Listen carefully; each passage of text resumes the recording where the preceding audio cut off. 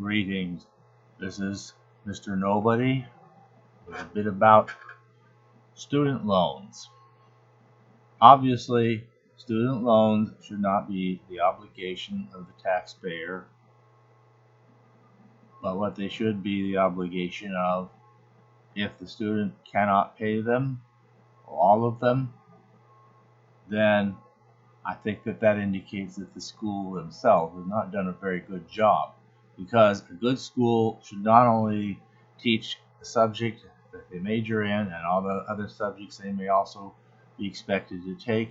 It should also impress upon them academic standards and integrity, and also a good solid work ethic. You should have to work at your classes to pass them, not just well, you look fine to me, and boom, you get an easy pass. You get an easy pass. You get an easy pass. The next thing you know, you come out of college, and you still haven't learned just the basic essentials of what it's going to be to hold the kind of job by which you could actually pay for that loan. So, as far as I'm concerned, if the college didn't give you that kind of an education, then they haven't given you anything, and they shouldn't be paid anything. Problem solved. So now let's put one small aside on this. Some people will want to major in various studies, liberal arts studies, so to speak. They'd like to study sociology or black studies or women's studies or art, music, things like this, that typically you're not going to get a career out of in those cases. Now that's okay. As a minor, in fact, that could be a very good thing. You have a major in something useful, some kind of, let's say, engineering or law or medicine or some such thing like that. And then you have, or even business, accounting, so forth. You have a major in things of that nature that would enable you to get a decent career or job or something by which you should be able to. And as I said, you'll learn the requisite skills, the knowledge, and yes, also the work ethic needed to make it all happen. If you get that, then there shouldn't be any worry about it getting paid. And especially with all the slack that's cut to make it interest-free, to allow a person to take a lot of time, not require payments while the person is unemployed, or even either no payments or lesser payments when they're underemployed for whatever reason, because sometimes a person will have to be underemployed for a season until they find the real serious career job. But you're not going to be, working at some minimal job all your life. You work your way up in wherever you hire, or you get a better job that's better paying and maybe better reflects your true abilities and training, skills, whatever. So that would take care of that. Now, the other part is, let's switch gears to the other subject. Racial reparations. So we know that slavery was used to take a lot of work from people and give them next to nothing, barely enough just to stay alive, if even that. And so it's kind of felt like, well, this has kind of dogged them all their years. Well, it's not what happened so long ago that dogs them. It's the stuff that happens since then, the kind of culture that gets deliberately spread among people of given races that design them to be, that don't teach them a good decent work ethic or a decent professionalism in what they do. Though many do achieve these things, and to those who do, who have done so under the conditions they got to work with these days, I salute you. But the fact of the matter is, if you hand these people a bunch of money, all you've really done is like they won the lottery.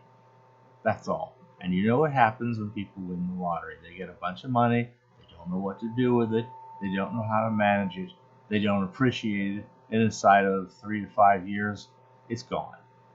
And even if you could allow that, there might be that one in a very large number of persons who receive this and would actually try to use it carefully and properly, manage it and so forth, and maybe even grow it, with good financial investment and so on and so forth. The fact of the matter is, you have really given them nothing useful. You injured them. You have injured them, and you set them up for more failure, because it's not they who will have succeeded in life. It's just you handing them a bunch of money so they can have a good time, or in that rare case, maybe do something useful with it that may or may not actually be of much benefit to society at large, even if they are practical about it. So, what's really should be called for is this. We need to make sure that there's opportunities. And that's it. You got to hold the door open. Well, we should hold the door open for them. But it's up to them to go through and make of their life what they can. Give them the opportunities, but let them build their own success. Make sure they know how success operates, how to work it, how to get it. And yes, you got to work at it. No success that's really a success is such unless you work at it, and then you get there. And it takes years, and it takes hard work, and it may take some failures along the line, just like anybody else who's really trying to succeed. And how many business did Colonel Sanders try before he came up with this famous recipe for chicken? And we all know him for the chicken guy. But he had a whole bunch of businesses. He was 62 when he finally hit upon how about a business of cooking chicken for people. How many businesses did he try and failed at before then? So it's the same. It may take a while, but you keep trying, and you finally hit upon something that works. And then you're a success. And your success adds to the community. So we haven't just handed you money or anything, opportunities perhaps, but even there, all we did is hold open the door. You got to go through it. You step through it.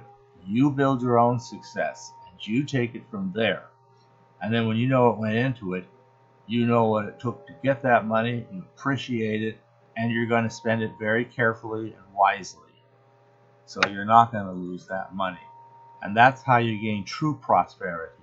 And that is the best thing that we can give people who need help along that way, is opportunities for their own success. It's no good making people vassals of other people's fortunes. That never works for anybody's good, and not a good idea. And that's what I have to say about those two subjects. That's enough. Thanks for listening.